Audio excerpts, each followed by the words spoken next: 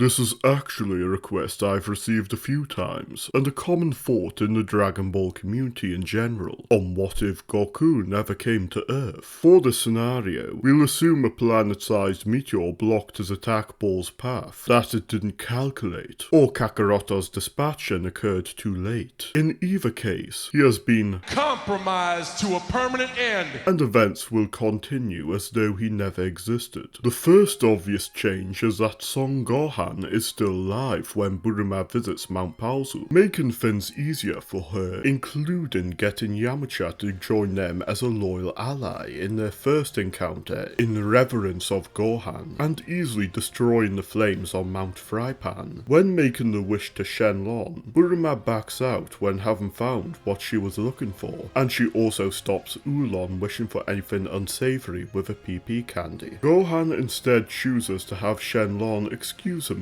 before agreeing to help tutor Yamcha for the Tenkaichi Budokai, soon overseeing Kuririn's Shugyo too. Bulma often travels between the islands around Kame House and her own home over the next 8 months, while Gohan starts to gain a parental bond with the two young students. He has the same idea as his own master for the Budokai though, disguising himself in the fox mask and taking Goku's place, easily making his way to the finals and soundly beating his rusty master. The Red Ribbon Army's actions go unopposed for a while, with neither of the Kame-ryu students going on their own training journey, nor are their activities well known enough for Gohan or Roshi to swoop into action. Though succeeding in gathering 5 Dragon Balls, Pilaf blocking the signal of one and 8 hiding the other, foils Red's goals until he lets his desires slip, with Black overthrowing him and marching his forces on the central capital before suffering a defeat from the King Castle military, but living to plan his next move, with Gero updating the army's weaponry while working on more artificial humans. During the 3 years leading up to the 22nd Tenkaichi Budokai, the increased progress with Gohan's involvement has Kuririn and Yamcha eventually be told by Roshi to seek out Karin, Gohan testing this out when having not trained under Karin himself. This, along with Gohan aiding in Roshi's secret training, help each of them become far stronger and more skilled than normal, with Yamcha forcing Tenshinhan to use his full power, and have second thoughts on his skills far earlier because of this, completely giving up his assassin lifestyle by the time of Roshi's forfeit. Gohan is still stronger than Kuririn, but forfeits like his master in order for the next generation of both schools to face each other in the finals. Tenshinhan's techniques give him an edge at first, but the stamina used up against Yamcha allows for him to be barely beaten by Kuririn. It's immediately after the conclusion that global news spreads of the Royal Army having been overthrown by the Red Ribbon, forcing the Dragon Team into action after having some senzu, the power of Black's new battle jacket, and the new creation Artificial Human 9 proved too much for them though, with Gohan sacrificing himself,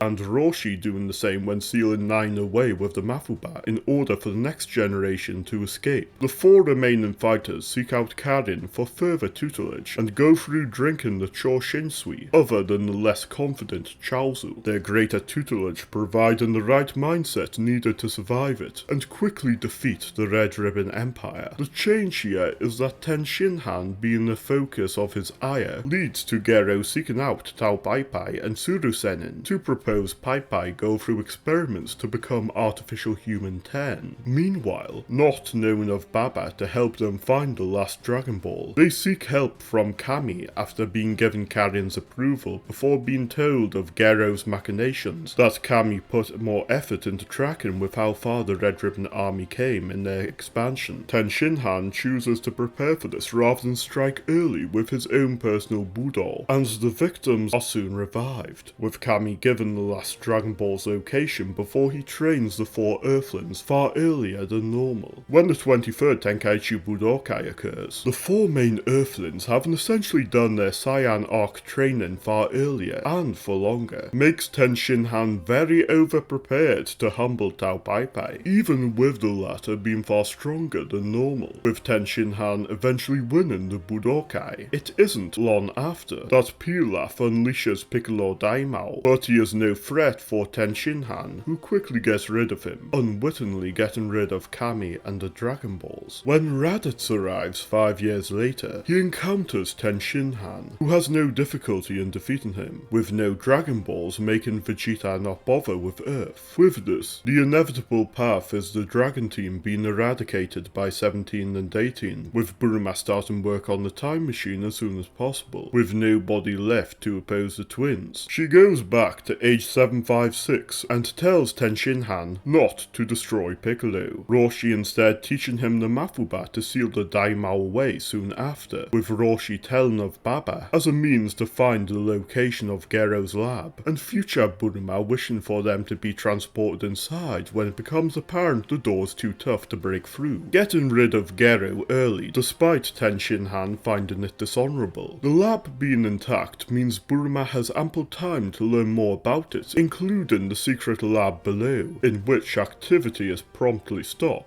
Using this knowledge, she is able to gain the shutdown remotes to stop 17 and 18, as well stops her timeline's cell's progress. It isn't long after that Babidi makes his move, and Bulma uses the time machine once more after hearing the names Babidi and Dabra mentioned, when Shin fruitlessly tries to oppose them near her, going back to age 768, or year after 17 and 18 would normally be unleashed, to see how things are. Kami decides to visit the other world, with Enma having no idea who Babidi is, but does know of Dabra. This conversation eventually makes its way to Shin, who comes to Earth early looking for clues, revealing Kami's Namekian heritage to him. He then accepts the request to have Kibito bring Kami and the Earthlings to Namek, where they get their potential unleashed by Muri, still aware their power pales in comparison to Shin. Kuririn asks if the Namekian Dragon Balls are capable of bringing out all of someone's dormant power, to which Muri has the Dragon Balls upgraded and wishes for Shin, Tenshinhan, and Kuririn to have their full potential unleashed, Kami abstaining when knowing he's close to the end of his lifespan. With this, Shin is capable of stopping Dabra and foiling Babidi's plans, then aiding future Bulma in her timeline, and not skilled in her use of a time machine with how it aided in his long hunt for Babidi. Kami then makes Dende his successor before passing away soon after, Yamcha and Bulma eventually getting back together after these events brought them closer. For Super, Beerus erases Frieza, and Granola eventually wishes to become the strongest in the universe to overthrow Cold and the Heaters. Hedor creates the Gammas who wipe out the Dragon Team, but Magenta's ambitions eventually reveal themselves, with Hedor assassinating him, and things becoming peaceful until Zeno erases Universe 7. In the GT continuity though, nobody is able to stop Baby until his interest in the Dragon Balls brings inevitable doom to the universe. It's in this scenario that we see the importance of Goku, and what short-term resolutions the Earthlings could provide on their own, still not having the long-term assurance Goku's character and capabilities provided. At the same time though, it shows the impact Earth had on Goku's success, with the planet's niches such as the Senzu, Bulma's expertise, and the Dragon Balls all being a major factor in Goku getting so far. Thank you for having entirely watched through this What If. Comment any requests for future ones, or any other video ideas, and subscribe so you don't miss them. If wanting to see a similar idea to this, you may be interested in this one on what would happen if events prevented the Saiyans from becoming a major part of the narrative.